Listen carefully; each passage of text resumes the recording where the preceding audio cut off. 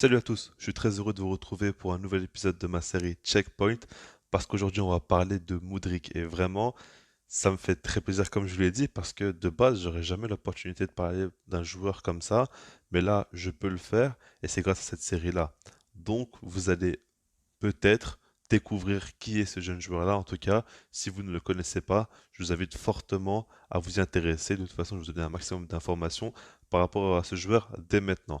Alors, on va commencer par parler de son parcours. Et à ce niveau-là, il n'y a pas grand-chose à dire parce qu'il a été formé au Shakhtar Donetsk et il a fait deux prêts durant la saison 2018-2019 et durant la saison 2020-2021 en Ukraine. Mais mis à part ça, il est toujours resté au Shakhtar. Maintenant, par rapport à son profil, alors Modric est un 2001, il a 21 ans, c'est un Ukrainien qui mesure 1,75 m et son poste est donc ailier gauche. Après, voilà quoi, il peut aussi jouer à droite, je pense, mais c'est vraiment un pur ailier gauche et qui, selon moi, a les deux pieds. Je pense clairement qu'il est très à l'aise des deux pieds. Par rapport à sa saison actuelle, ce qu'il y a à noter, c'est qu'il a joué donc 5 matchs, il a marqué 2 buts et délivré 3 assists. C'est vraiment très très intéressant, surtout qu'en Ligue des Champions, c'est 2 matchs, 2 buts, 2 passes D. Il ne faut pas oublier le contexte en fait, parce que comme vous le savez, il y a la guerre en Ukraine malheureusement, et malgré ça, il a quand même voulu rester au Shakhtar, alors que beaucoup d'étrangers ont voulu quitter le club dès que possible. Lui, c'est un Ukrainien, il est quand même attaché à ce club, donc du coup, il a voulu rester et soutenir le club, et en plus de ça, il performe en Ligue des Champions, en marquant, en faisant marquer, et en faisant de top performance, donc c'est vraiment très très fort, et ça prouve selon moi qu'il a quand même un mental très solide, et puis surtout que sportivement, le gars est déjà quand même à un niveau très correct. Maintenant, par rapport à Modric, il y a aussi une déclaration à retenir du directeur sportif du Shakhtar qui a dit que dans cette position, donc d'ailier gauche, c'est le troisième meilleur jeune du monde derrière Vinicius et Mbappé. C'était mon avis il y a un an, je n'ai pas changé d'opinion. C'est quand même des mots assez forts qu'il dit tout simplement. Et honnêtement, on peut le comprendre parce que lui, il le voit de beaucoup plus près que nous. Mais c'est vrai que ce gamin-là, on en parle très très peu quand on parle de jeunes en général, mais il a un talent qui est hors norme. Alors, si on parle maintenant de ce qu'il apporte sur le terrain, c'est un ailier gauche qui est bien évidemment très rapide, très percutant. Encore une fois, hein, c'est à chaque fois le même style de profil, j'ai l'impression qu'on fait dans cette série. Mais voilà, il est très à l'aise en un contre un. Mais ce qui est fort chez lui, comme je le dis, c'est qu'il a les deux pieds. Pour moi, il est très à l'aise du pied gauche comme du pied droit. Et ensuite, c'est un joueur qui peut être décisif de par la passe ou par le but.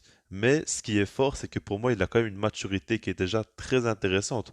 On voit qu'il arrive à prendre les décisions de la bonne manière à chaque fois. Il sait quand il doit prendre sa chance par lui-même ou quand il doit donner le ballon et au bon moment en plus de ça. Il a quand même une maturité dans son jeu qui est arrivée très tôt. Donc ça, c'est quand même très très fort. Une intelligence quand même assez développée et puis des qualités assez dingues. Il a quand même une bonne finition. Je pense pas que c'est un joueur qui dès maintenant est prêt à faire des saisons où il marquera énormément de buts, mais c'est un joueur qui est quand même assez à l'aise et qui a une bonne frappe de balle. Après, c'est surtout un joueur qui va beaucoup déséquilibrer. Ce qu'il faut savoir aussi, c'est qu'il y a pas mal de gros clubs qui sont intéressés, notamment Liverpool qui le suit de près. Et c'est pas pour rien, ce gars-là a vraiment un potentiel dingue. Alors, faudra voir un petit peu comment Shakhtar va s'occuper de son cas. Est-ce qu'ils demanderont énormément d'argent ou non?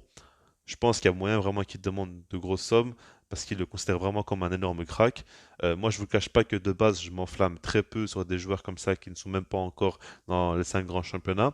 Ce qui est vraiment bien chez lui, c'est qu'en fait, c'est un ailier pur et contrairement à beaucoup de jeunes joueurs aujourd'hui, lui, il connaît sa position, il sait clairement quelles sont ses qualités et tout est très clair. Parce qu'on voit de plus en plus des joueurs qui veulent devenir des numéros 9, qui veulent à tout prix marquer des buts. Lui, il n'est pas forcément dans cet engrenage-là par rapport aux statistiques, etc. Il est plus dans l'apport qu'il a sur le terrain et c'est vraiment un joueur qui donc apporte énormément à son équipe et du coup qui peut endosser quand même un sacré rôle déjà dès maintenant avec une situation très compliquée en Ukraine, etc.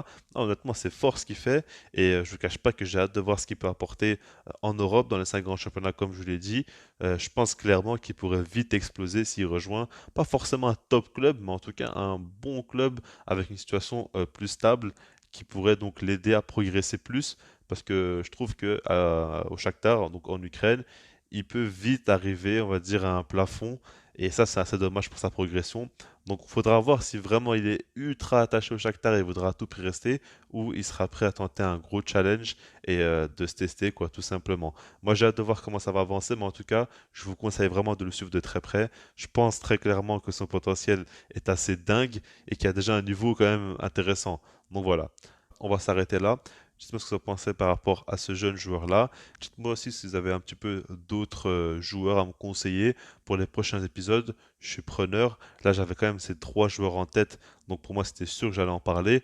Maintenant, si jamais il y a d'autres joueurs qu'on me proposait et que je trouve intéressants, je pourrais aussi le faire avec plaisir. Donc je vous laisse là-dessus, puis moi je vous dis peace.